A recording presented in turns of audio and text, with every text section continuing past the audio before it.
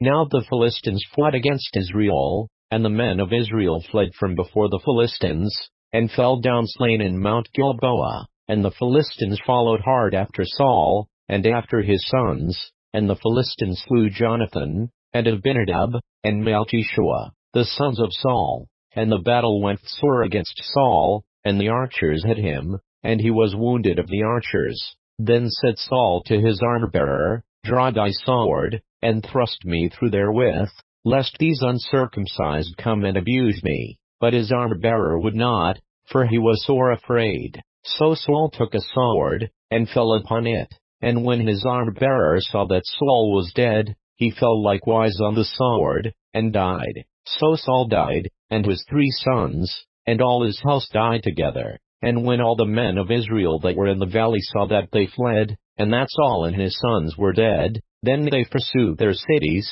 and fled, and the Philistines came and dwelt in them. And it came to pass on the morrow, when the Philistines came to strip the slain, that they found Saul and his sons fallen in Mount Gilboa. And when they had stripped him, they took his head, and his armor, and sent into the land of the Philistines round about, to carry tidings unto their idols, and to the people. And they put his armor in the house of their gods, and fastened his head in the temple of Dagon. And when all Jabesh Gilead heard all that the Philistines had done to Saul, they arose, all the valiant men, and took away the body of Saul, and the bodies of his sons, and brought them to Jabesh, and buried their bones under the oak in Jabesh, and fasted 7 days. So Saul died for his transgression which he committed against the Lord, even against the word of the Lord, which he kept not, and also for asking counsel of one that had a familiar spirit, to inquire of it,